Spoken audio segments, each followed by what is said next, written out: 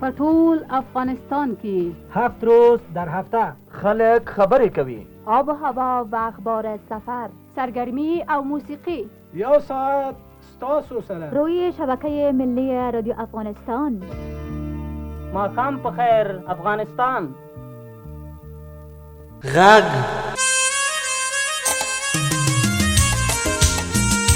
د مدني ټولنې او بشري حقوقو په لمن کې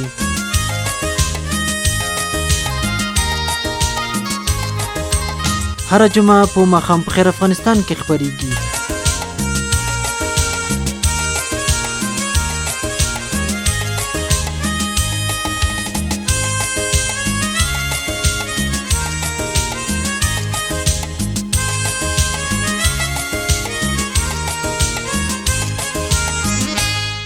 عزتمنو اوریدونکو د سلامونو په ډالۍ کولو سره د یو ځل بیا زه نفیسه لطیفي مو په ماښام په خیر افغانستان کې د غږ د یوې بلې خپرونې اورېدو ته رابولم. د غږ د خپرونه د انسانانو د زده کړې حق ته ځانګړې سوې. په دې خپرونه کې پر لنډو خبرونو سربیره معلوماتي رپورټ، څېړنیز رپورټ، مرکو او پیغامونو ته ځای ورکړل سوی. خو تر ټولو مخکې پام وکړئ لنډو خبرونو ته.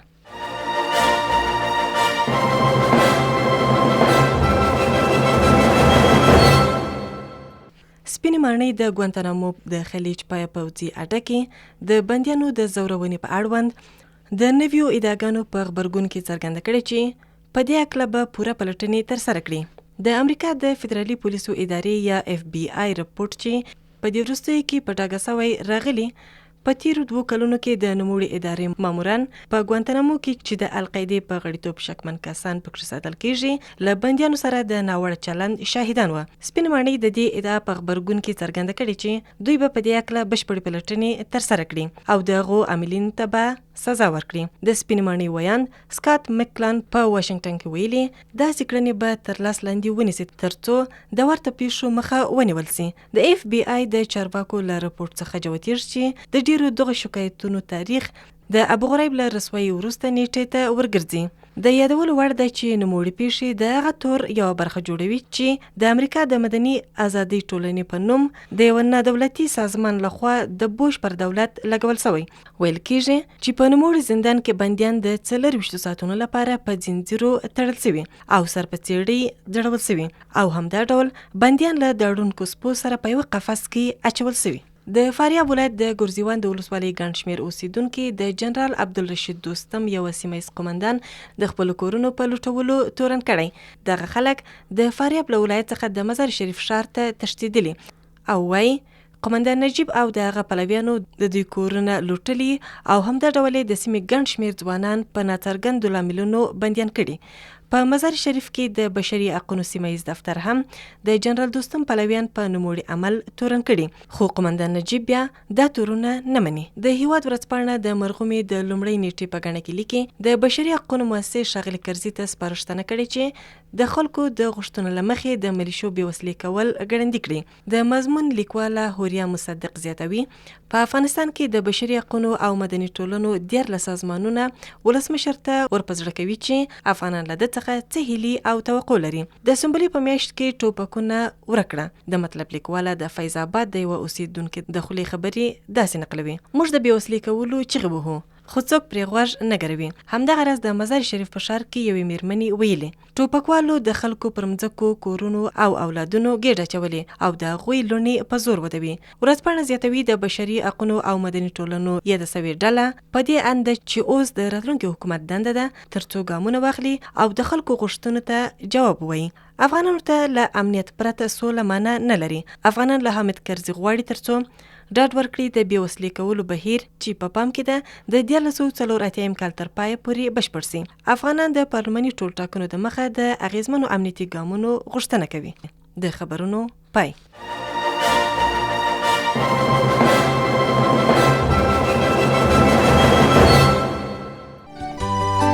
د ماښام په خیر درنو اوریدونکو، السلام علیکم. زه موسی ګل یم او په دې خپرونه کې د څو پیغامونو په وړاندې کولو سره ستاسو ملتیا کوم.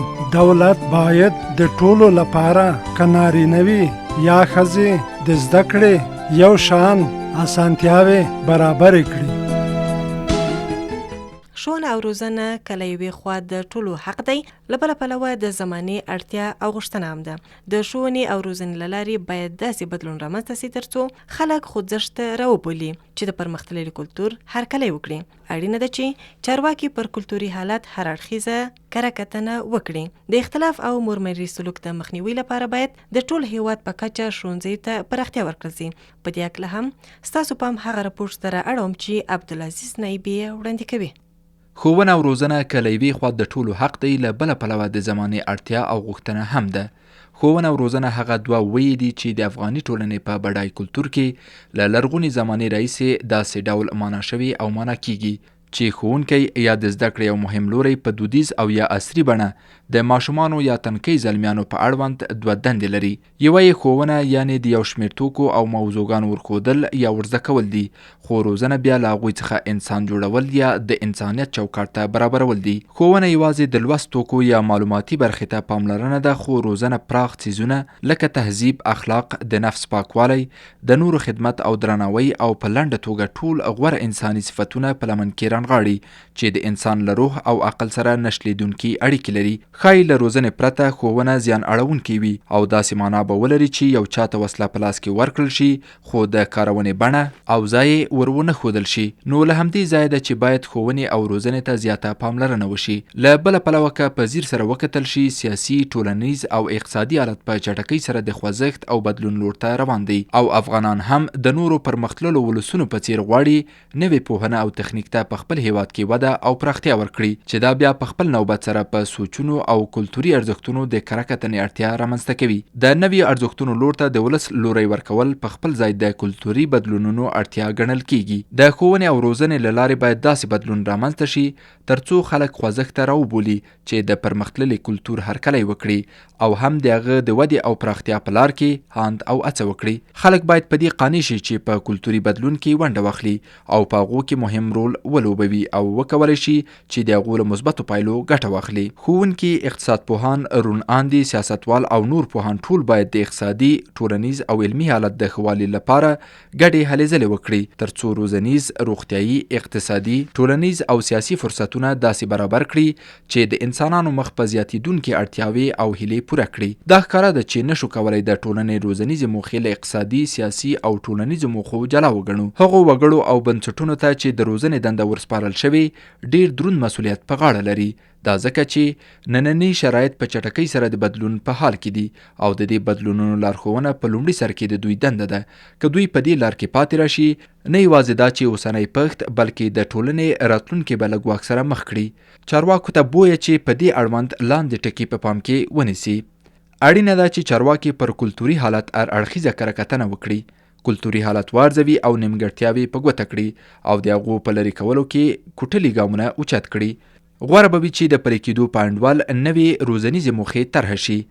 د اختلاف او مورمیري سلوک د مخنیوي لپاره باید د ټول هیواد په کچه ښوونځیو ته پراختیا ورکړل شي چې په دې توګه د هیواد هیڅ یوه سیمه د ناهیلۍ او خوابدۍ احساس ونه کړي او په پای کې باید د هیواد د ټولو ماشومانو او تنکۍ زلمیانو لپاره یو شان اسانتیاوې برابر شي او په دې توګه ټول د ښوونې او روزنې له حق څخه برخمن شي. زه مساګل یم. هر انسان حق لري چې د خپلې ټولنې د ټاکلیو اصولو په اډانه کې خپلې زده کړې پر مخ بوځي. ښوونه او روزنه د انسان نه جلا کېدونکی حق دی. د افغانستان اساسي قانون وړیا زده کړې د ټولو لپاره تضمین کړي. زده کړه د ښځو او نارینه‌و حق دی چې په ترلاسه کولو سره نه یوازې عدالت پلی کېږي بلکې د ټولنې د سمون او پرمختګ شونتیاوې هم برابرېږي. په یو شمېر کورنۍ کې ځینې دودونه د نجونو د زده کړې مخه نیسي. د ټولنې مخور لویان دیني عالمان باید نارینه پر دې قانع کړي ترڅو هغوی د نجونو د روا حق مخه ونه نیسي. په دې اړه پام وکړئ هغه څېړنیز راپورټ ته چې خوشحال طیبې وړاندې کوي. خو د راپورټ مخکې د څو بېوزله ماشومانو خبرې هم د اورېدو وړ دي. شیرین آغا، زه دا ژاولې مې ولې خرڅوم هلته. مکتب دې ویل؟ نه مې دا ویله، کور کې مشکلات ده، مور مې مړه شوې ده، بس پلار مې سپین ږیری ده، د غریبي کو باید چې نو دا غریبانانو ته بس څه مشکلات یې هغه پوره کړي، نو موږ همدا خبرې کوو. قدرت الله، مکتب دې ویل؟ نه. پلار مې سپین ږیری ده، ورونه مې واده کړي دي، هغې بېل شوي موږ نه. ته اوس څه کوې؟ زه ژاولې او دا شاپرې کله خرڅوم، کله ژاولې خرڅوم. په دې باندې بیا څه کوې؟ په دې باندې کور ته سودا اخلو، شیان نه چیرې پوره کوي، خو کله مې وړکې ورور مې د هغه هم کار کوي، زه هم کار کوم، بس هغه مشکلات رفع کېږي پکې. ولې نه وایي مکتب خو ښه شی ده، حکومت باید چې موږ ته مکتب جوړ کړي او بس لږ موږ مشکلات رفع کړي. نو انتظار تا مکتب ویلی؟ نه، موږ کور کې مشکلات ده. ورور مې ده هغه اردو مې لیکې ده، هغه د میاشتې 3,500 روپۍ ورته ورکوي.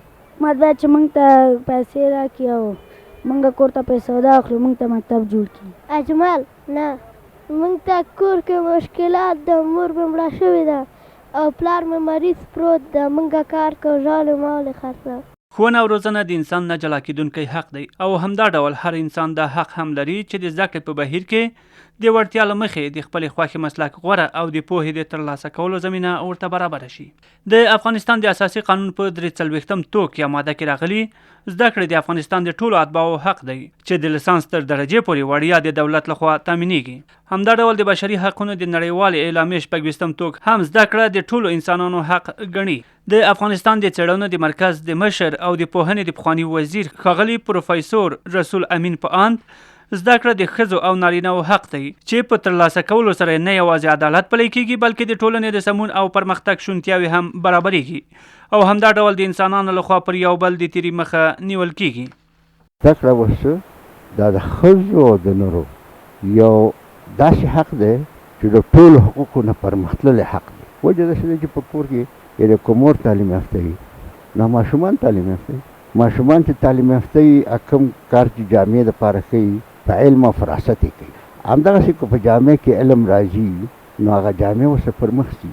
هغه جامع کې دا شعور پیدا کېږي چې یاره که دا شی زما حق دی نو د بل هم حق شته، بیا د یو بل په حق باندې تیری نشي کېدلی. او همدغه وجه ده چې هغه خلک چې تیري کوي هغه د نورو حق نه پېژني. په اوسني وخت کې د زده کړو د حق د ترلاسه کولو په لار کې د ټولو په وړاندې که هلکان دي او یا نجونې ګڼ شمېر ستونزې پرتې دي. د بېلګې په ډول د ټول هیواد په کچه د اړتیاو په انډول د ښوونځیو ښوونکو د لوست د توکو نشتوالی او د زیاتره کورنۍ ناوړه اقتصادي حالت هغه ستونزې دي چې د افغانستان ټول وګړي هغه ډول چې باید وي د زده کړو له حق څخه نشي برخمن کېدای. خو د ټولو ستونزو ته په کتو سره ځینې دودونه او انګېرنې هم شته چې په ګڼ شمېر کورنیو کې په ځانګړې توګه له نجونو څخه د زده کړې حق اخیستی.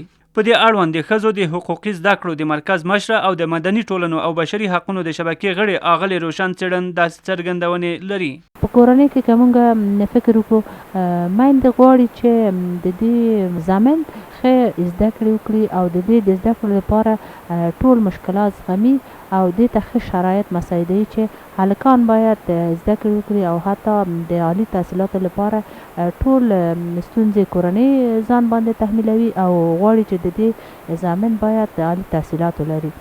اما د نجونو په ارتباط دلته بیا هم تبعیضونه وجود لري. مثلا ځینې کورنۍ اول خو په حساب د زده کړې لپاره دونه علاقمندي او دونه شرایط مهیا نه کوي چې نجونې زده کړې کړي.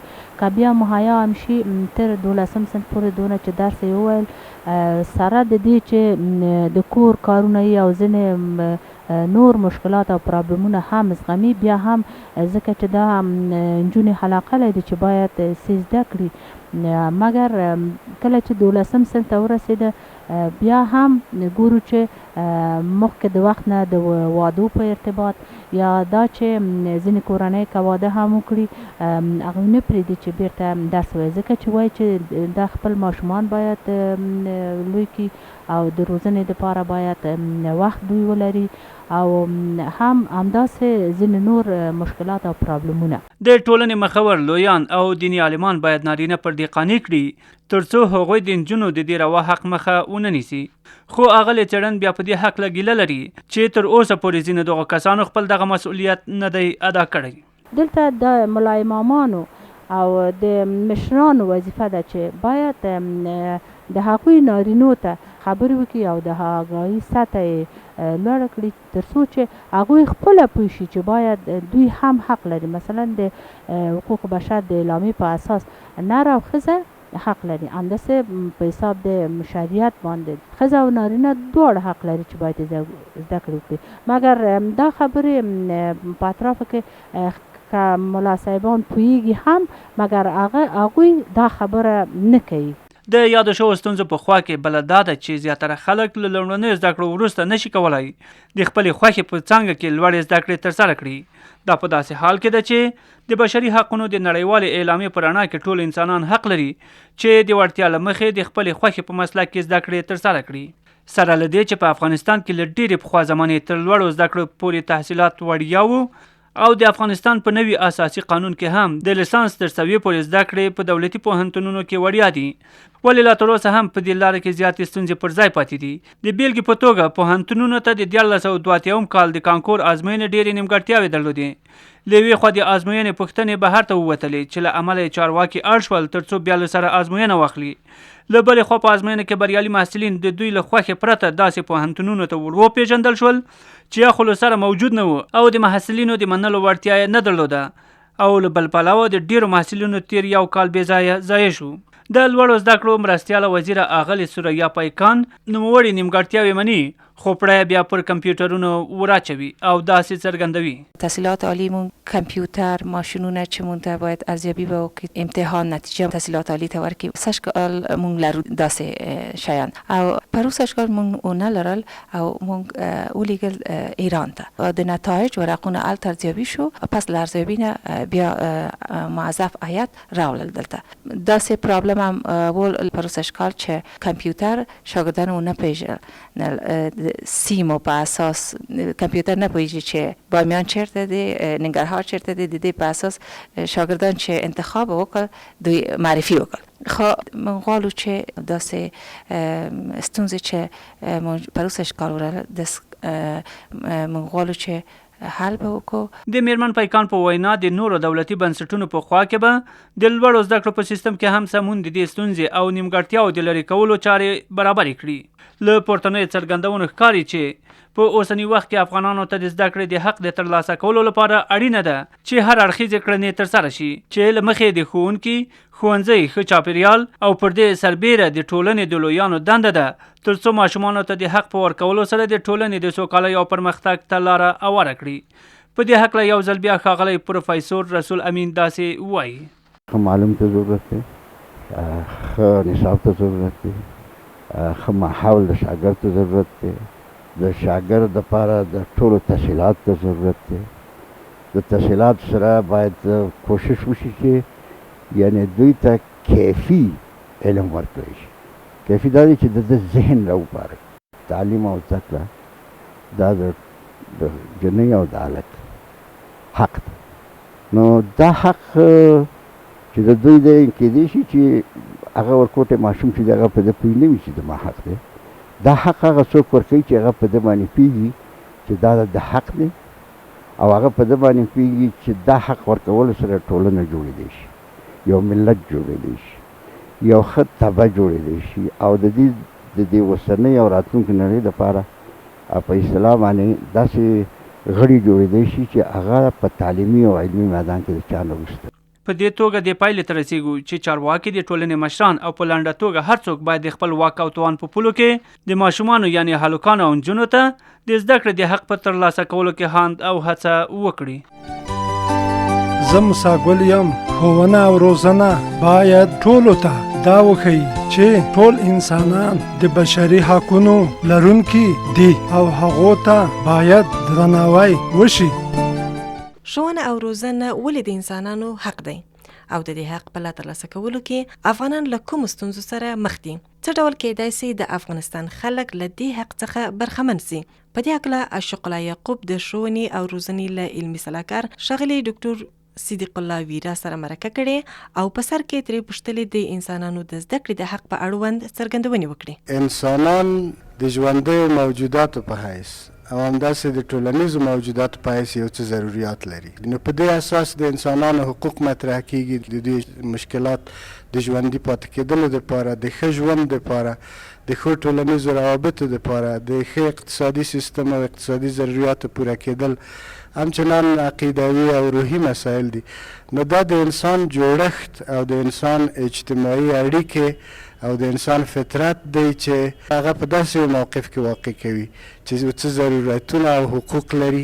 زه به دلته یو اضافي خبره داسې علاوه کړم چې د سولې د محققینو د نظره، چون د ما رشته هم د سولې تحقیقات تعلیمات دي، انسان شپږ اساسي ضروریات لري چې دا صرف نظر د دې نه چې په کوم رنګ، په کوم قوم او په کوم دین عقیده لري، صرف نظر د دې ټولو نه 5 اساسي ضرورتونه که د انسانانو پوره وي په هغو ټولنه کې به ثبات وي. دا 5 اول د ژوند حق دی، دویم د صحت او د صحي خدماتو ته د رسېدو حق دی، دریم د تعلیم کولو حق دی، څلورم د کار یا عاید حق دی، پنځم د هویت درلودلو او د خپل هویت باندې د افتخار حق، او پنځم هم په تصمیم نیولو کې برخه اخیستنه. د دې جملې نه تعلیم ځکه ضرور دی چې اول د انسان د کرکټر، تربیه، اخلاق او شخصیت د جوړېدو دپاره تعلیم پکار دی، او دویم وظیفه د تعلیم دا ده چې انسانان د دې جوګه کړي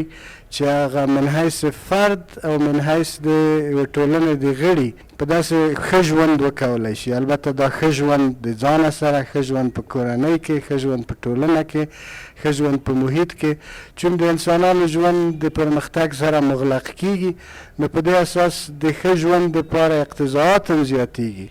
نو په دې حساب که څوک چې تحصیل او تعلیم امکانات ورته برابر وي، یعنی چې سترګې خلاصې شي په دې چې بهترینې لارې د دې لپاره چې زه ښه تربیه واخلم او ښه کرکټر جوړ کړم او ښه شخصیت د ځانه جوړ کړم، کومې دي دا د تعلیمي سیستم د لارې وړاندې کېدای شي، او دا کوم مهارتونه زده کړم او کوم معلوماتونه باید واخلم او کوم روحیې په ما کې ایجاد شي، دا ټول هغه شیان دي چې د مکتب او د تحصیل د لارې اخیستل کېدای شي. ډېره مننه ډاکټر صاحب.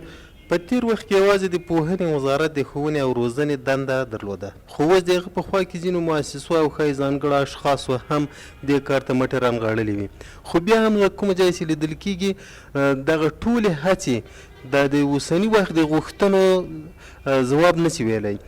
د تاسو په اند باندې کومې ستونزې پرتې دي تر څو افغانانو کولی شي د زده کړې له حق نه برخمن شي؟ د تعلیم د حق په لاره کې ستونزې ډېرې دي، دا چې حکومت هم خپل تلاشونه کوي. په افغانستان کې ډېر وخت داسې حکومت چې خدمات یې وړاندې کولی شوی وجود نه درلود، او د بلې خوا نه مؤسساتو داسې تلاش کوو چې دا خلا ډکه کړي، او په عین زمان کې د حکومت د نه موجودیت منفي اثرات په مؤسساتو په دې هم ولوېدل. د تعلیم و تربیه عمومي هدف لکه مخکې چې وویل هماغه د ښه کرکټر او شخصیت او ښې تربیه اخیستل او د یو تعداد زده کړو، معلوماتو او مهارتونو زده کول دي، ځکه په ننني دنیا کې ښه ژوند معلوماتو او مهارتونو ته او فن او هنر ته ضرورت لري.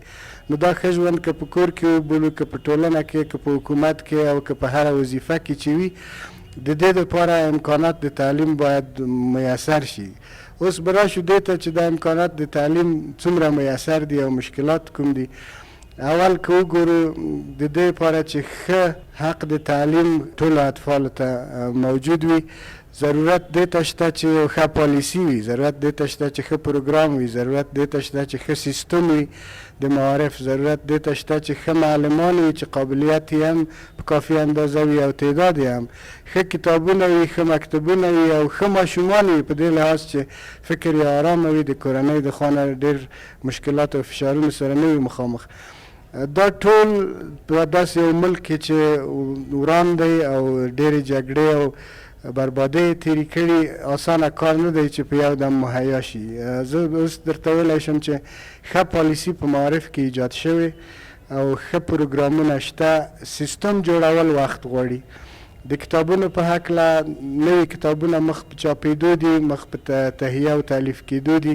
د اول او څلورم او د دوهم او پنځمې ټولګیو دپاره کتابونه په نوي شکل ډېر ښکلي د ښو محتویاتو سره جوړ شوي. البته دا چې تر 12 پورې پوره کېږي وخت به غواړي، موږ د معلمانو کمبود لرو په دې ملک کې بې حده زیات، او په عین زمان کې معلمان د مسلکونو لرې پاتې شول، یا داسې خلک ډېر دي چې تحصیلات یې نیمګړي پاتې شول، یا د سلو مشکلاتو سره د ژوند مواجه دي، په رواني لحاظ ارامه نه دي. دا هم قدم په قدم به کېږي چې د معلمانو دپاره د بیا روزنې پروګرامونه جوړ شي او نوي معلمان وروزل شي، مکتبونه جوړ شي. په دې اجزاو کې یو څه سیستم مخ په جوړېدو دی، پالیسي ښه ده، کتابونه کم تهیه شوي خو چاپ شوي لا نه دي او په کافي اندازه میسر نه دي، مکتبونه ډېر کم دي، ښه مکتبونه، او د معلمانو روزنه هم وخت غواړي. نو نیمګړتیاوې او ستونزې نه تنها دا چې ماشومانو ته ډېر دي، بلکې هغه کسانو ته چې د تحصیل نه پاتې شوي او هغه لویانو ته چې هیڅ وخت د تحصیل امکانات نه ورته مهیا، د ابتدایي مهارتونو او ابتدایي سواد زده کړه. دا ټول لوی اهداف دي او لوی موانع په مخ کې دي، اما مثبت قدمونه اخیستل شوي. ډېر مننه ډاکټر صاحب. د تاسو وړاندیز د افغانانو لپاره د دې حق د ترلاسه کولو په اړوند څه ده؟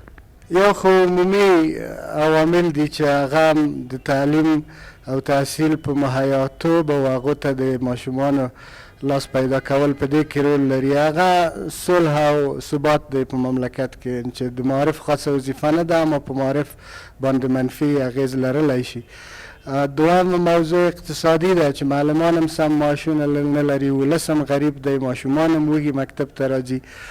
دا شول هغه عمومي مسایل. بل مشخص د معارف مسایل دي چې په دې کې نه تنها ده چې د معارف وزارت او د مؤسسات او ملل متحد کوم چې تعلیمي کارونه کوي او ولسونه هم مسؤلیتونه لري. البته د معارف سیستم په مسلکي خلکو جوړېدای شي، د معارف په مسلکي رهبرۍ جوړېدای شي. د معارف دپاره مسلکي او لایقه او ډېره اخلاصمند رهبري پکار ده چې ښه سیستم جوړ کړی شي او لایق خلک ډېر راولي. اصلاحات اداري د مملکت موضوع ده، اما معارف ته هم هغه ډېره مهمه ده، معارف هم اړتیا ورته لري. بیا پس د هغې نه چې د امکاناتو سم په ځای لګېدل دي چې مکتبونه جوړ شي، کتابونه په نور سرعت، په ښه کوالټي او کیفیت او په ښه تعداد، په کافي تعداد چاپ شي او ماشومانو ته ورسیږي. او همدارنګه د معلمانو او د ښوونکو روزنه. اما یو شی په کورنیو پورې هم ارتباط لري چې کورنۍ همغسې چې کورنۍ غواړي چې ماشوم ته یې ډوډۍ ورسیږي، په همغه اندازه دوی مسؤلیت لري چې د ماشوم په رسولو کې هغې ته د تعلیم رسول او تعلیمي امکاناتو برابرول په کور کې څومره چې وس شته. پلار مور که یو څه وخت، یو نیم ساعت یا څو دقیقې وخت هره ورځ د خپل ماشوم سره تیر کړي او په تعلیمي او تربیتي مسایلو خبرې وکړي یا سواد ورزده کړي، او په همچنان د هغه پلار مور چې اولادونه مکتب ته تللی شي، هغوی د مکاتب سره د همکارۍ روحیه په ځان کې را ژوندی کړي چې ماشوم روزل تنها د معارف وظیفه نه ده بلکې د کورنۍ وظیفه هم ده. ډېر ښه. د پوهنې وزارت علمي مشاور ښاغلی صدیق الله ویره له دې چې حاضر سوی له موږ سره مرکه وکړئ او خپل وخت مو د موږ په اختیار کې راکړه، تاسو نه مننه. زه موسی ګل یم. ښوونه او روزنه باید انسان ته درناوی او د ټولو انسانانو حقوق ټولو ته تعلیم کړي. ښه عزیزانو، زموږ د نننۍ خپرونې راټول سوي توکي همدومره وه. باید یادونه وکړم چې موږ تل ستاسو د جوړونکو وړاندیزونو او نیوکو لار څارو. پته ماښام په خیر افغانستان د راډیو افغانستان پخوانۍ سټوډیوګانې پل باغ عمومي کابل. ټلیفون 210 یا 210 د غږ خپرونه د افغانستان د مدني ټولنې او بشري حقوقو د شبکې لخوا د ډنمارک د بشري حقوقو د انسټیټیوټ په مالي مرسته هر جمعه په ماښام په خیر افغانستان کې خپریږي. دا خپرونه عاشق الله یعقوب چمتو کړې او ما نفیسه لطیفي ستاسو درانه حضور ته وړاندې کړه. تر بلې دغې چې راتلونکې جمعه به یې په دري ژبه واورئ. تاسو ټول پر پاک الله سپارم. زه موسی ګل یم. ښوونه او روزنه باید د ټولو قومونو، توکمونو او دیني ډلو ترمنځ پوهاوی، زغم او دوستي پیاوړې کړي.